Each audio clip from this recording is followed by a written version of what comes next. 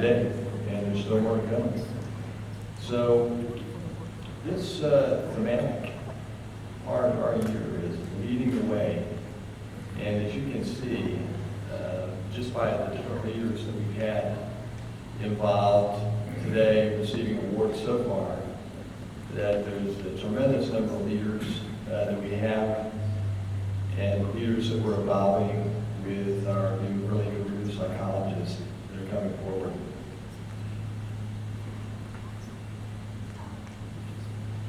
Goes back to what we talked about in the Society Leadership Program, looking at values and the values that we have in our own organization. Well-being, welfare, practicing some of that together.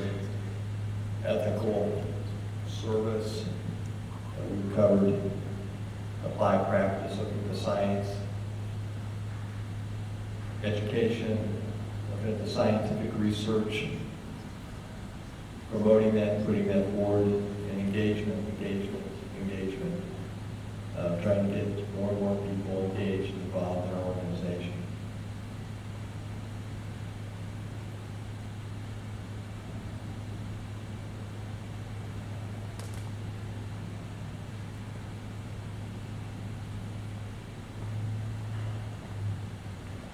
We'll see if the slides work as they were supposed to. We know how that goes. But we'll nevertheless have fun trying. There we go. So, the important thing here is the spotlight. And as Scott was saying in his presentation the other day, the important thing is the people that you have in your organization. We want to go ahead and spotlight those people that we have in our organization. As you might notice, just looking around the audience, not only very smart people, but very good-looking people here. As you can see by the evidence of our different members, elected members, as well as our chairs that have done an incredible amount of work for our organization this year. You can think back and reflect to a number of things that have been done. And with those number of things, we're going to go ahead as well and talk about some of those different initiatives that you've been engaged in and involved in, and will continue to be engaged in, involved with, while Ryan, Hannah, and Angela have put together this great conference for us. If you see anybody out here that you don't know, make sure you go up and introduce yourself to them. Because these are your leaders in the organization. Again, that have really done a tremendous job this year in 2019. She's back behind the area over there.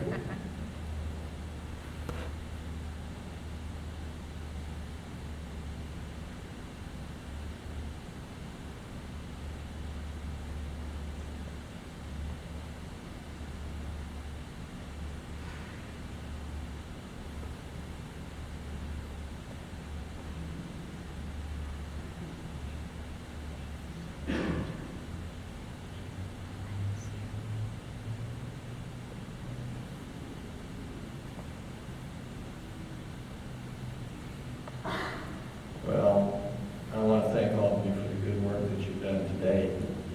Here's sort of the things we're going to run through, some of the things that we've done together this year, leading the way for military psychology. We'll just spotlight the officers. We've got a great convention here. We're going to look at some more things about that. We've got some admin support going. We've got some continuity, more meetings. Everybody likes more meetings, of course, so we had a few extra ones this year ourselves and decided, we can cut back a little bit on that. We've got the student leadership program. Many think tanks, strategic partnerships, well-being, Adler, and RTI, the support system series that we had, membership, the great work that's being done in that area by our student leadership program members, along with Michelle's guidance and tutelage with the mentors. Our strategic planning and engagement with the APA. So, you all have continued, I can't say enough, you've been having the good fortune of being a part of this great series that we have been having here. And the things that are coming up, you can see some of the different areas. Get on there and do Twitter. You can see those handles on there. Some more of the great programming that's going on here.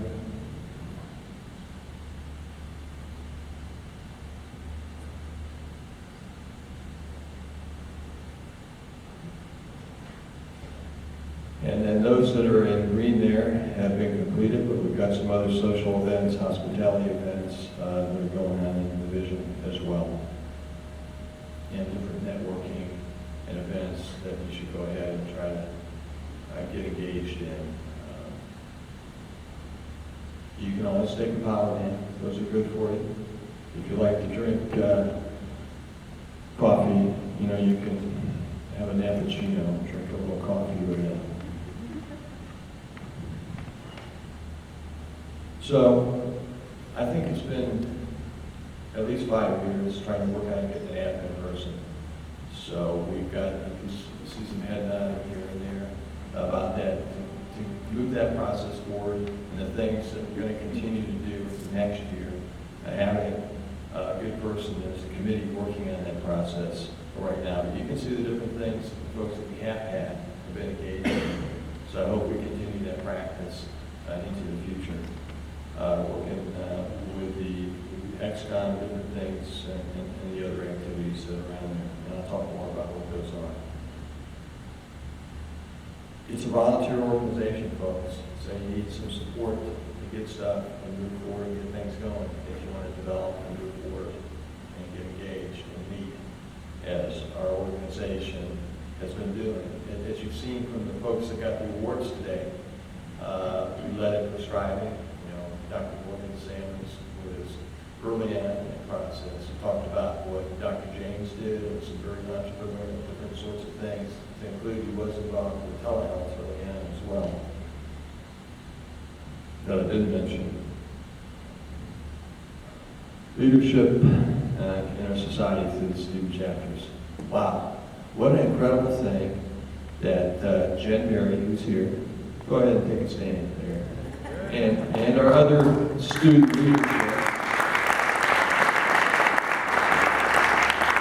Jen Berry and David Berry, right? You two got together and had this idea, and they actually even wrote about it as well.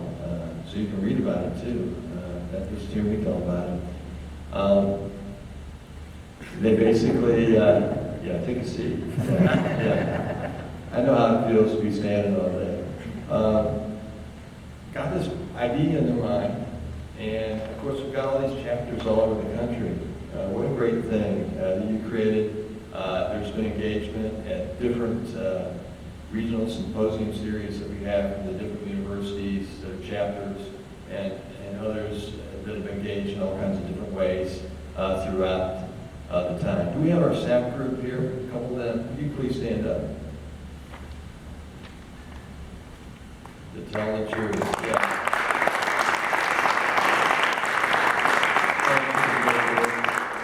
We've been doing with the chapters and continue to engage that. Can you imagine trying to sustain that particular process with chapters around the country? You know, when we go in and talk with others about this, other leaders in different organizations, and talk about this process, they're sitting there taking notes, trying to figure out how they can do that in their particular divisions. And just the other night, talking with some of the society leadership program students and another person from another organization, she was ready to go ahead and sign up and figure out how they could do this in their organization. So thanks really for the great vision as the students often have for us, they're like the forward adapters in a lot of areas for us to get things going for us. And we go, oh yeah, that's right. So thank you for that.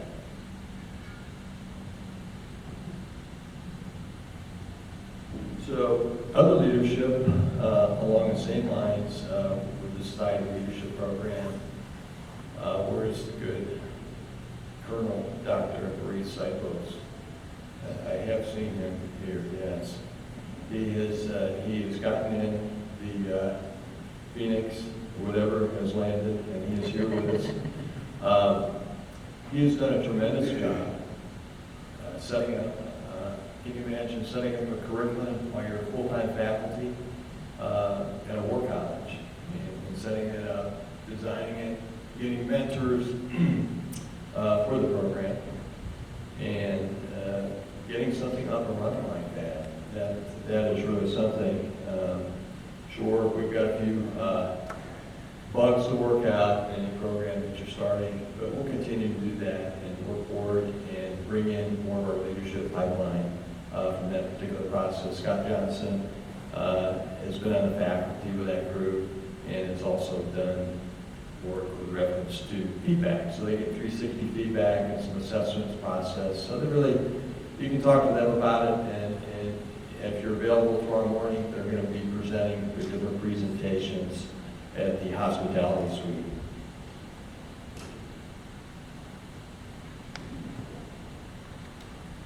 So here's some of the students that are in, all the students that are in the program. There's 8 students. We've got 2 ECPs and six different students.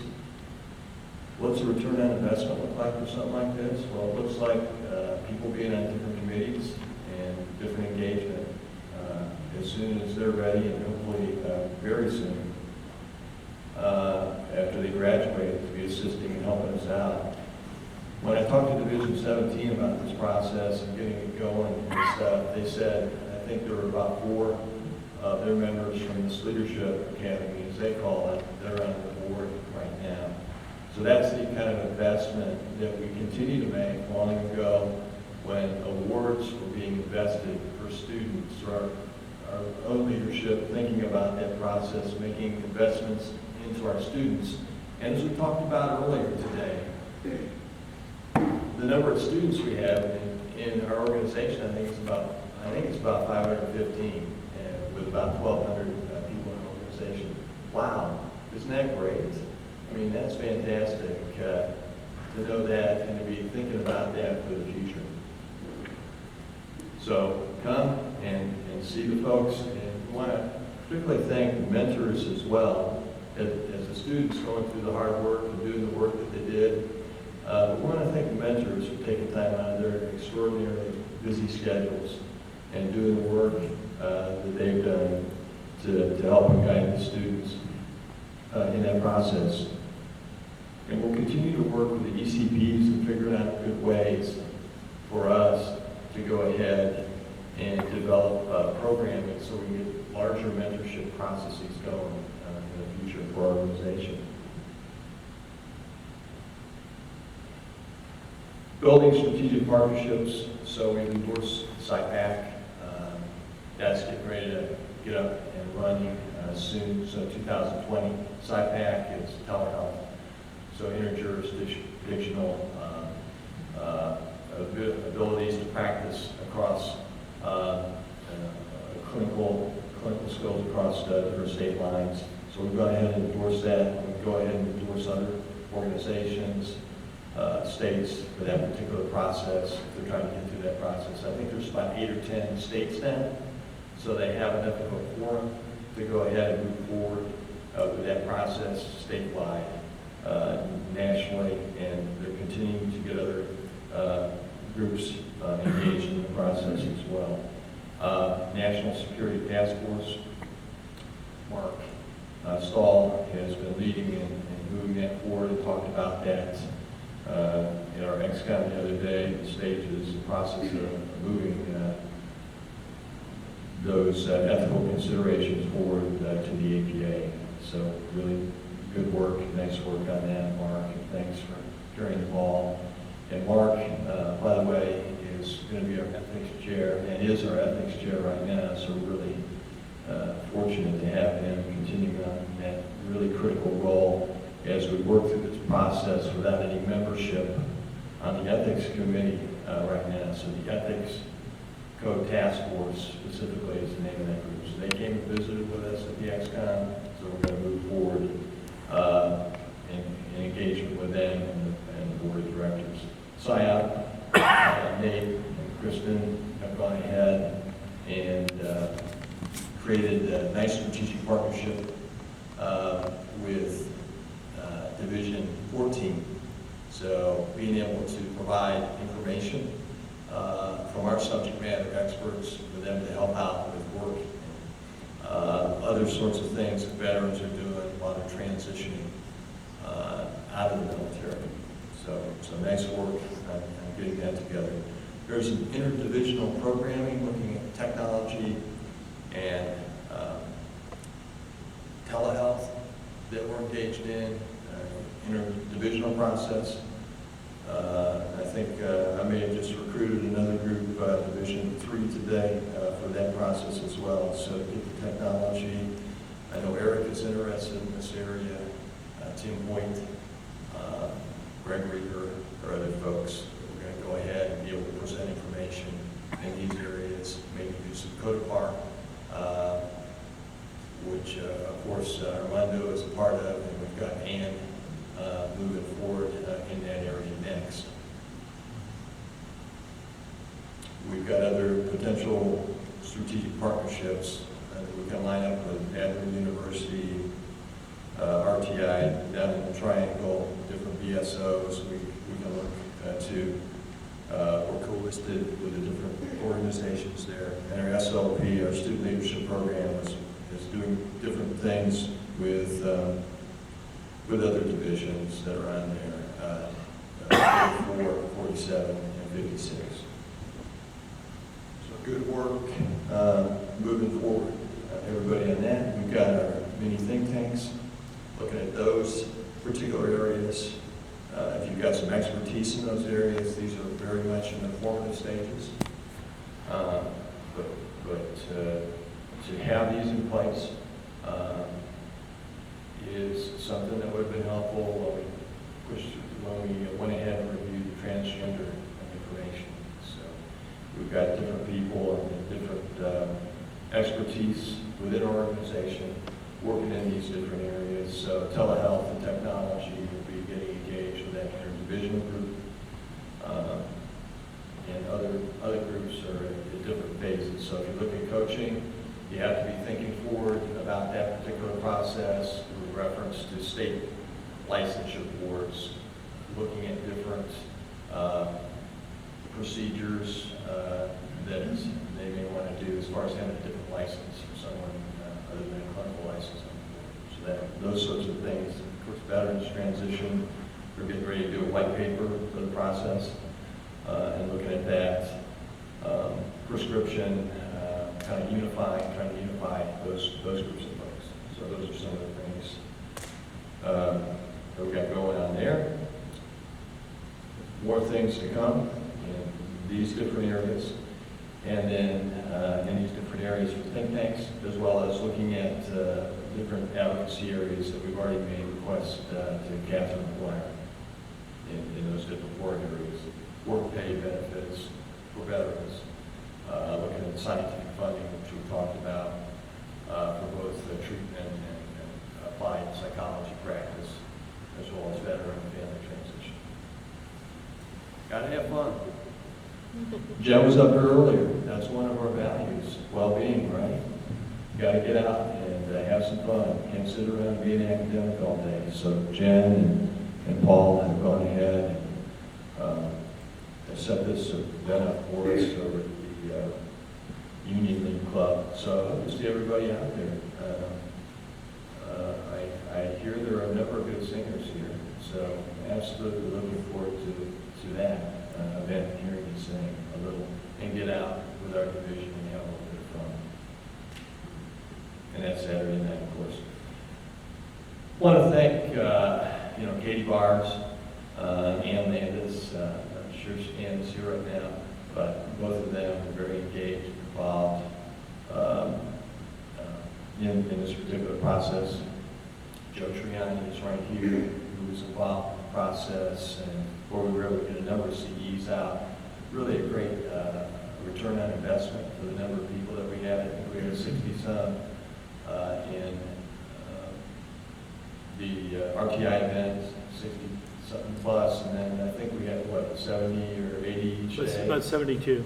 72 each day, or total? Yeah. What was it? It was evenly divided online versus in person. So about 72? About 71. One total, or each day? Per day. Per day. So that's a number of people that here will engage to that process, quite a large number of people. And to be able to add the webinar piece to that, I think it's very important for us to be able to do that. And then look at ways we might be able to generate income and things of that nature from those processes as we move forward. So great work.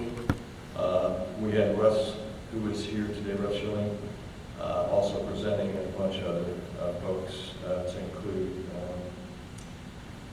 Paul Pritzker, who spoke on transgender in the military. And then you can see a bunch of the other areas in military psychology. So again, we talked about the number of people that we have here, and the great work that Michelle Kelly's done with maintaining our membership, as Ryan had said earlier, of having this many people in attendance.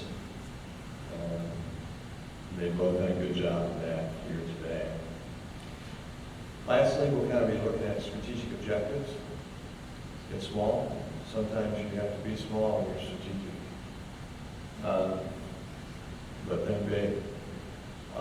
So we've got 4 different areas here and 4 different areas in the other objectives that we're looking at. So increase society membership, engagement with society, develop leadership potential of our members, ensure financial sustainability. You've heard about that from Scott. There's a bunch of different initiatives that we've done to try to increase our engagement. We saw the kiosks last night at the social event to take information, get information. The leadership program, we talked about that. It's one of the objectives, the third one. And then the financial stability. Scott has done a great job of that for us, and we're expecting Ryan to even take it to new heights. The increased public awareness. So our communication team has done a fantastic job, doing a fantastic job throughout this convention of getting information out for us. You see, for example, Curie up there taking pictures and keeping everybody informed of the council representatives and what's going on with that process and other things that are going on at our events here.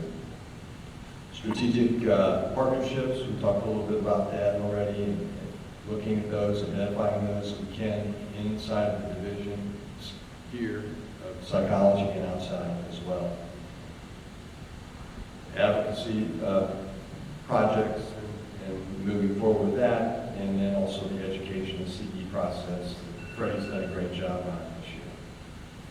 So lastly, I just want to say, in terms of looking at the society, Larry James was here earlier, and those are some of the demand signals to continue to work through the Hopkins process with that. The beautiful thing about this group is the resilience and the agility that continues to be displayed by what we have here in the process of such a great group of people here. So we're working on an article. Jared Kruger is actually the lead person for that with the American Psychologists to kind of look at what are the contributions of military psychology, thinking in terms of that over the course of time. In addition to that, we should be having an article come out in the Monitor soon where we've been able to have different leaders. I believe I know from each of the services that have been engaged with the monitor and the editors, so there should be something coming out, I would think, within the next 3 or 4 months in the monitor about military psychology, having a career in military psychology, and the benefits of that. Continued engagement with the APA board, continue to do that. Probably the next step of that is to talk about the ethics, as we've already done with the APA Ethics Code Task Force, the 4th bullet there. And then we'll have the summit in Washington, D.C., where we'll be highlighting advocacy of different think tanks that will be coming up. And Captain Arlene Zajac is the chair of that particular group. So I think that looking at what's occurred over the course of the year and all the different sorts of things that we've kind of forged forward with, pushed forward with, I think the future looks bright as we move forward to the rest of this year in 2020. So, thank you very much for all the great effort everybody's put out here, and look forward to having fun with you.